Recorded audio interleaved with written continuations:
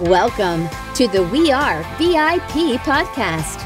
Each week, your host, Casey Hasten, Director of Recruiting at VIP, will bring you valuable insights from thought leaders, introduce you to incredible companies, and bring you tips for landing your dream job from our team of executive recruiters at VIP. And now, Casey Hasten. Welcome to the We Are VIP podcast, a podcast devoted to adding value to your career or candidate search, brought to you by VIP.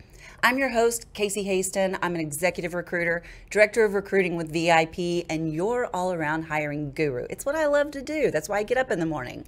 So today on the show, though, I'd like to welcome Devora Zack, CEO of Only Connect Consulting, best-selling author, and keynote speaker. Devora's book, Networking for People Who Hate Networking, was awarded by Forbes as the top networking book of 2019. Her most recent book, The Cactus and the Snowflake at Work, has earned top praise from industry leaders such as Ken Blanchard, the well-known motivational speaker and best-selling author. Devora's goal is to provide leadership and team programs, provide ways to successfully work with different personality types, can't wait to hear about this, and teach others how to grow in networking. Thanks for joining us today, Devora. Thanks for having me.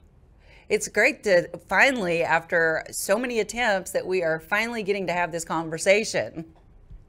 That's right. Good job. So I think this question, it's always the first question I lead with, but it's super appropriate for you. How did we get connected? Someone on your team sent me an email, I believe. Close. We did send you an email, but we actually got connected because of Lori Ames over at Fin Partners. Oh, okay.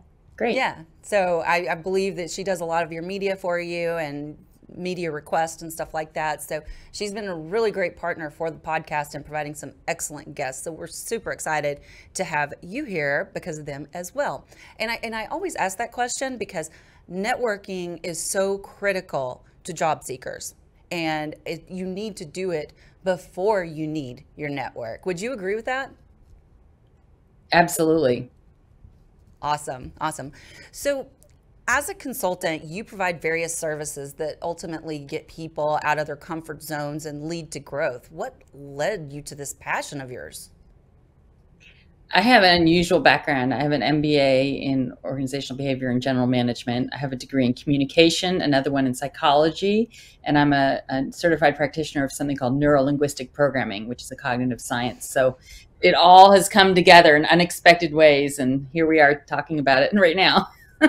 I love that you are a practitioner of NLP because I'm actually considering going and getting certified in that. Is that something that you recommend to people? Not just to anyone, but from what I know about you, I think you would really enjoy it very much. I think so too. And I think that for me as a recruiter, when I'm working with candidates and even with clients, and correct me if I'm wrong, I feel like that could be very beneficial with not only helping me to read them, but to help, what do they call them? The meta programs, help them, reprogram those meta programs that, those stinking thinking, like Zig Ziglar used to say, when you're going into those interviews. Oh, yeah. I mean, there's a lot of depth to it. And we have the presuppositions and the different types of motivators for different people. I think you'd really get a lot out of it. I think so, too. What is one, NLP trick that job seekers could implement immediately to help them land that next interview?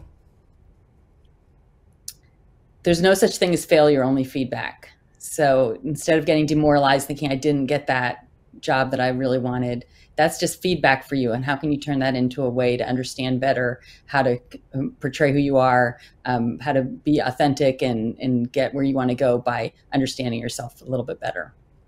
I love that. There's no failure, only feedback. It's so interesting. I just recently hired an executive assistant. I'm just beside myself. And I'm like, how did I do this without her? And that was the thing I told her because she'd never done this before. And I'm like, I would so much rather that you try to do something and fail than be scared to try. There's no failure with me.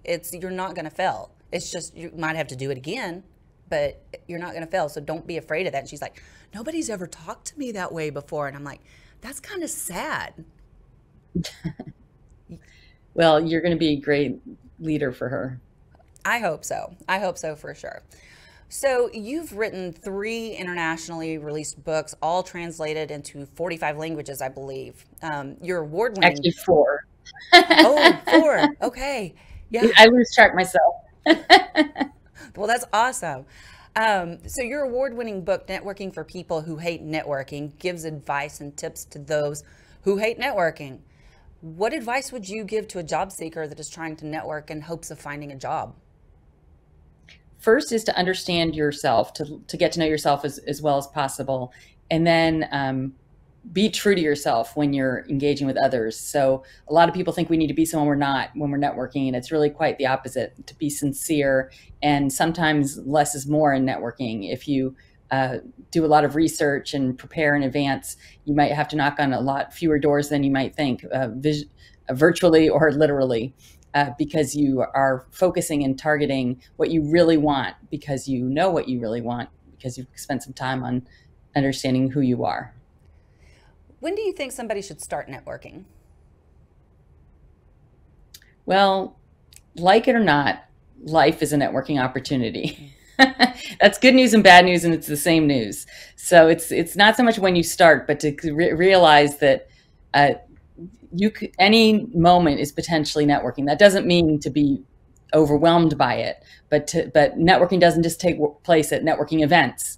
It happens really anywhere and anytime. So to kind of think of it as just engaging with other people, and how we define networking makes a big difference in how we actually network, depending on what other people might consider it to be. Absolutely. So one of the reasons I asked that question is because for me, I consider myself a late bloomer to networking. Now, once I found it, whoa, watch out, because, you know, people call me the networking ninja, but I definitely did not recognize the value in my early career to networking. And now, even just today, you know, I had a call from a client that I'd not worked with before that got referred to me from another client. I mean, it's all about that network, right? It's all about referrals. And that wouldn't have happened if I wasn't putting myself out there and really, you know, learning to network and help, and really, like you said, and I love what you said earlier about being, you know, authentic. And I think that is so true, that, you know, it is my goal when I get to a network that I show up the same every single time, and that people will, you know, recognize that with me. I think that's so important. And I think that when it comes to your job search, you know, there's what we call the hidden market, those jobs that never get posted, that you're not going to find if you're not networking. Have you seen that? Yeah, and it's also about the depth of your connections, the value of your connections. There's this term that a lot of people are familiar with called super connector, and a lot of times they correlate that with how many people do you have in your network. And that's one way to look at it. But another way to look at a super connector is someone who has really strong, deep connections that you're the one they call, or when you call on them, they get back to you right away, and you know about it. You know each other as human beings, not just as a name that you collected at a conference that you have in a file somewhere.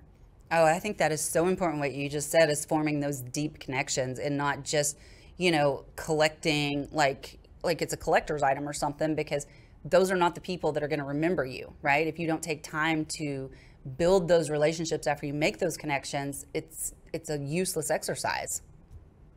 That's right. And real networking is about building meaningful, mutually beneficial connections, one person at a time. So true.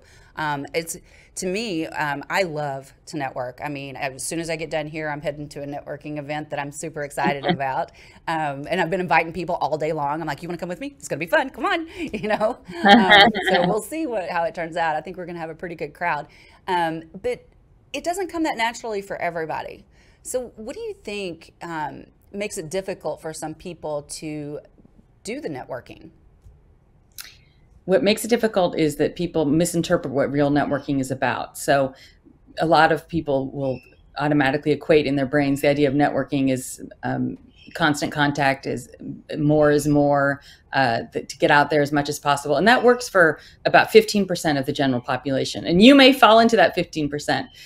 However, for many more people in the general population, that makes them want to crash and burn. And it just makes them want to hide under a plant when they get there and say that they're terrible at networking and they don't like it. When the reality is different people have different rules that work for them. So there's not one size fits all situation with networking. So if you're someone who's more introverted, for example, and I talk about this a lot in the book, and I have a self-assessment in the networking for people who hate networking book about introversion, extroversion.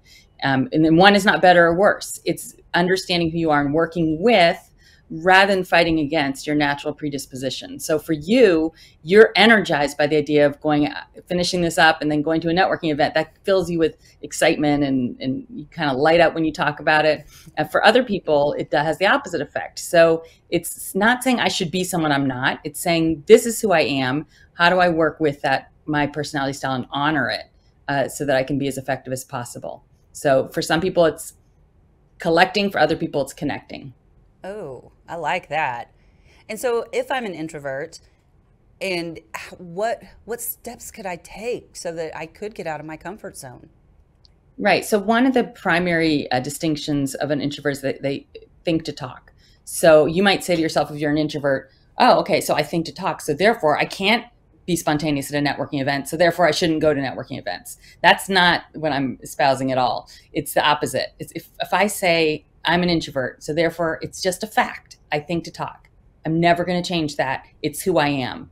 So because I believe that it's a fact that I think to talk, I'm going to prepare in advance what I'm going to talk about. I'm going to think of certain typical questions people ask. I'm going to practice with someone. I'm going to practice in front of a mirror. I'm going to practice answering the questions people are likely to ask about me that I might consider sort of private, but how can I answer them in a way that is open to when I'm at an event? So it's working with that trait and not using it as an excuse, but using it as really a launching pad for success. I also energize alone if I'm an introvert, and extroverts energize with others. So then what am I going to do? I'm going to give myself little timeouts during a networking event and little downtime so that I can keep my energy up instead of saying, I can't leave for a split second. I might meet just that right person. Oh, so basically just giving yourself grace to be who you are. That's right. And I love what you said about the introvert thinks to talk. Am I to assume that extroverts talk to think? Yes. So extroverts talk in order to know what they're thinking. They may not even know exactly what they think about something until they talk it through.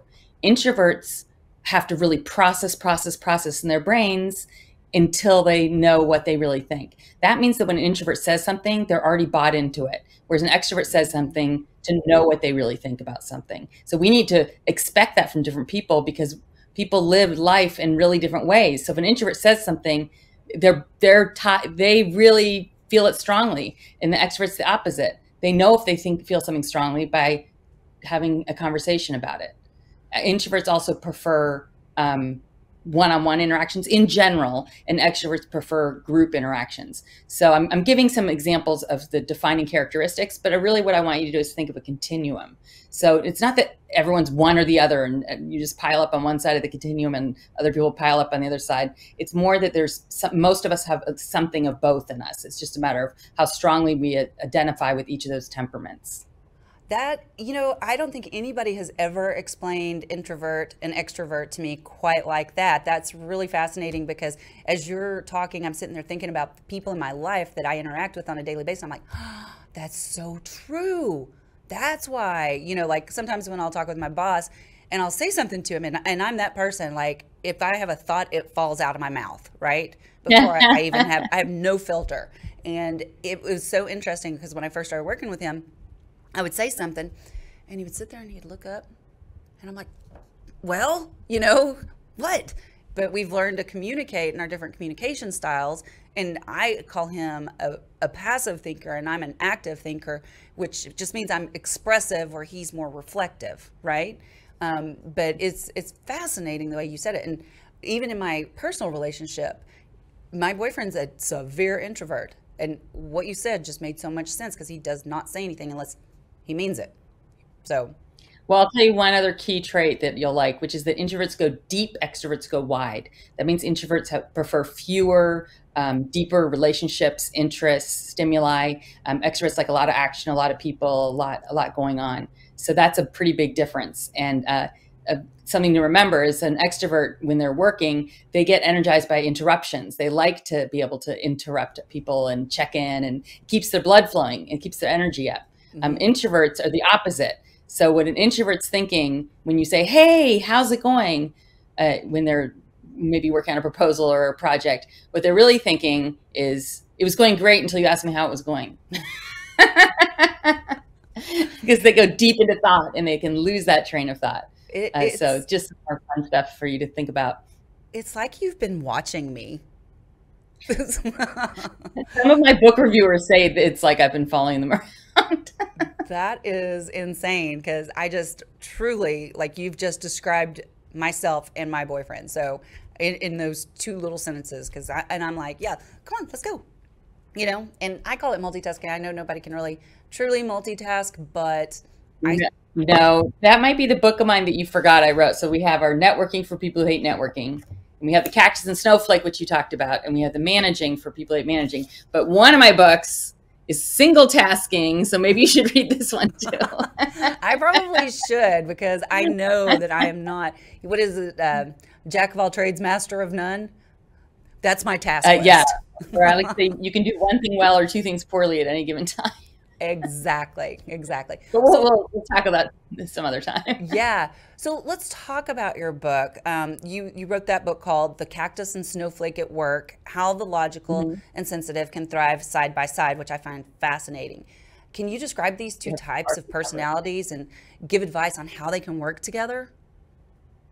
Sure. So there's many different components of who we are. So we're just pulling out a few examples in these different books. And this one, I call them cacti and snowflakes. And they're really based on Carl Jung's personality typologies, thinker and feeler. But I thought that didn't sound very interesting or fun, kind of dry, thinker and feeler. So I renamed them cacti and snowflakes.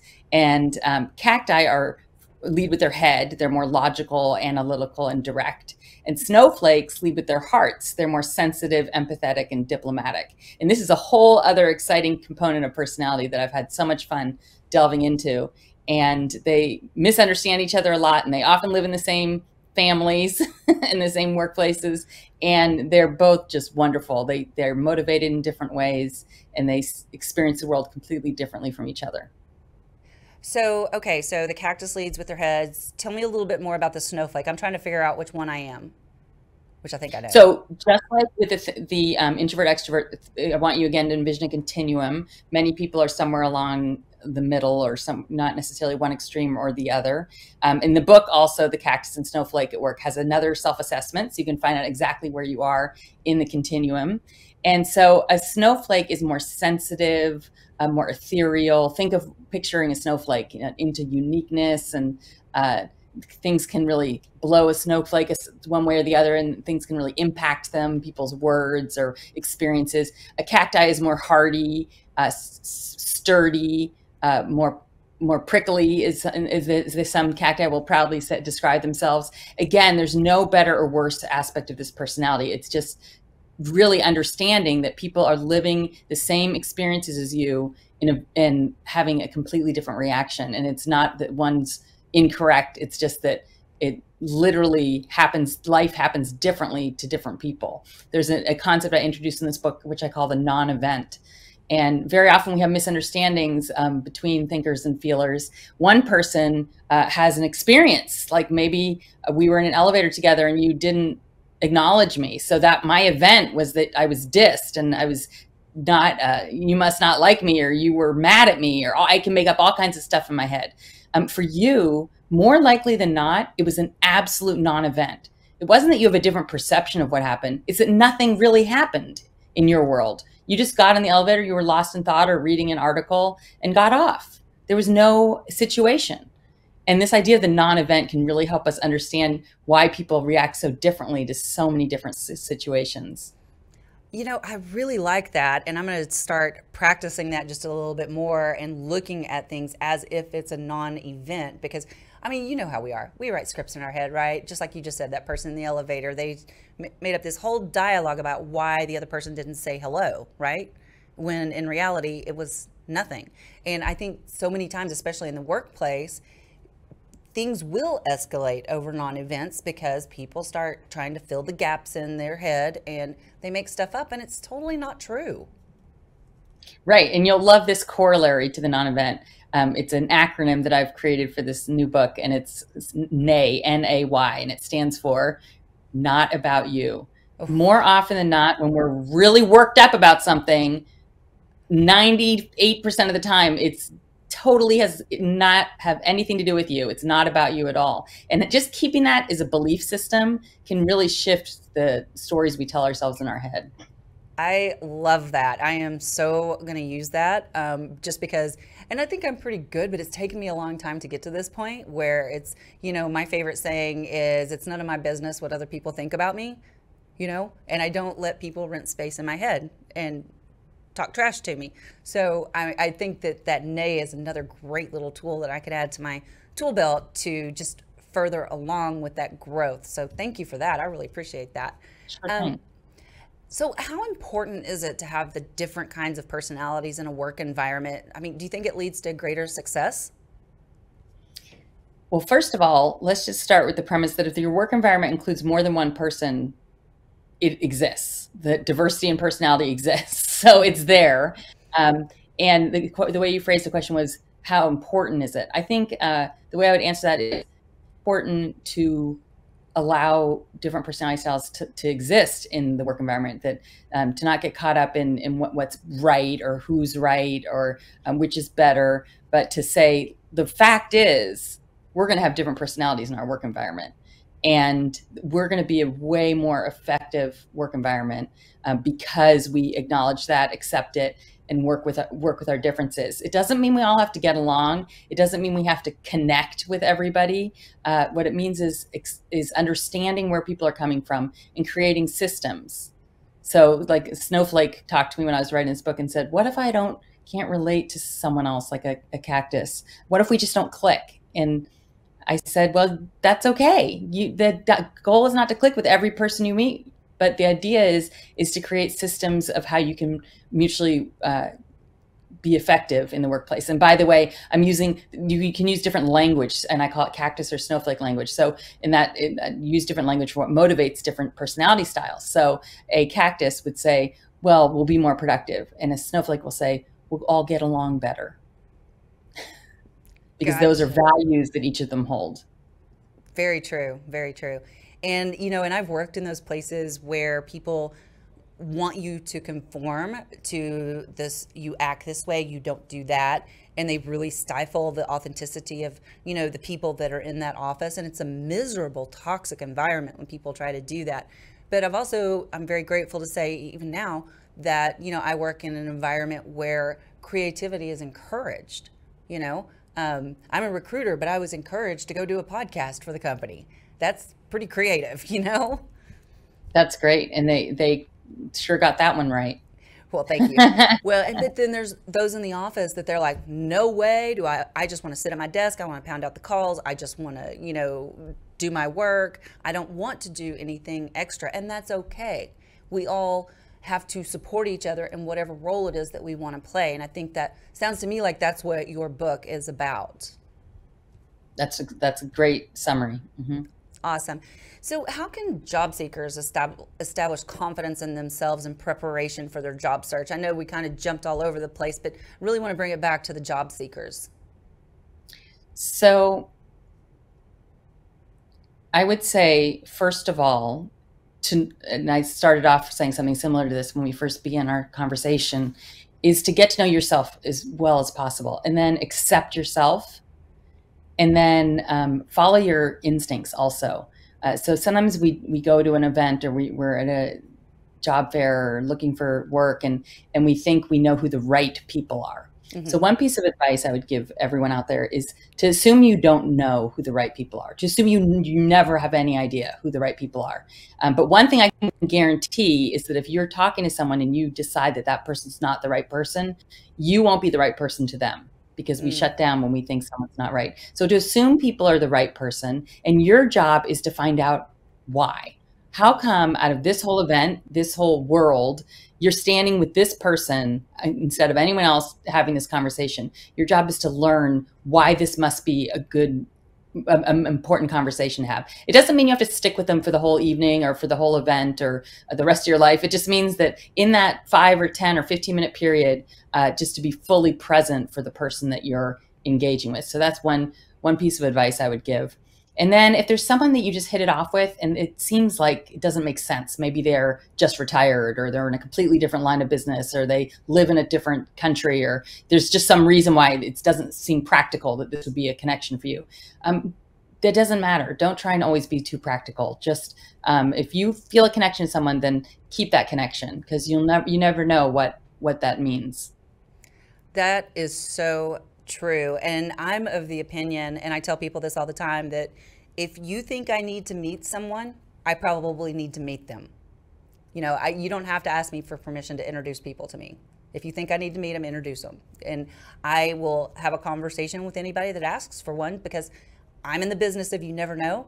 And I have made some of the best friends doing that and off LinkedIn, not even kidding. So I think there's real power to saying yes to those conversations, even when you don't understand why you're saying yes.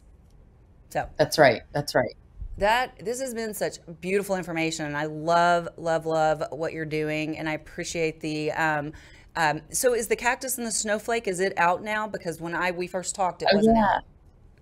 Oh, right. We've been trying to connect for so long. I know. Yes, it's definitely out, and it's doing great. And Wealth Management named it one of the top 10 business books of 2021. Very nice. So it's a real crowd pleaser.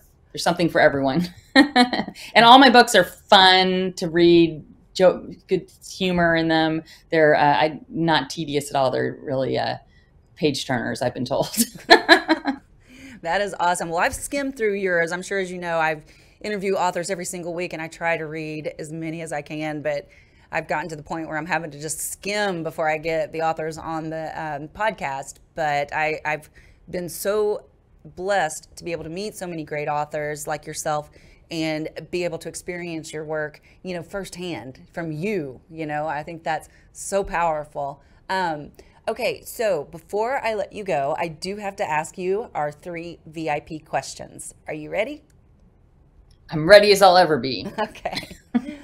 So if you were chosen to be one of the first colonists on Mars, what 3 things or people would you take with you? Well, I'll stick to things so I don't get in trouble if I name some people and not others, and then they watch this podcast. So I would bring the biggest blank book I could find and a pen that never runs out of ink because I love writing so much, and I just can't get by without having a chance to write. So those would be my 1 and 2. And number 3, let's say a rotary, all-you-can-eat, never-ending sushi bar. That sounds pretty good, actually. I might have to go have sushi tonight now. That is awesome. So you are so successful. And so what's one thing you do each morning to set your day up for success? I'm one of those people that actually love to go to the gym. So I go to the gym and I love it. I have such a good time. It's like a playground. So that starts my day off right. I know it's hard for people to relate to that. I know. I'm sitting here going, okay, we're exact opposites there. That is not the first thing I want to do in the morning. But I know some people, that's really what, gets them motivated for their day, and movement is so important. So, okay, so my final question for you. If your life's work was being summarized in a news article, what would the headline be?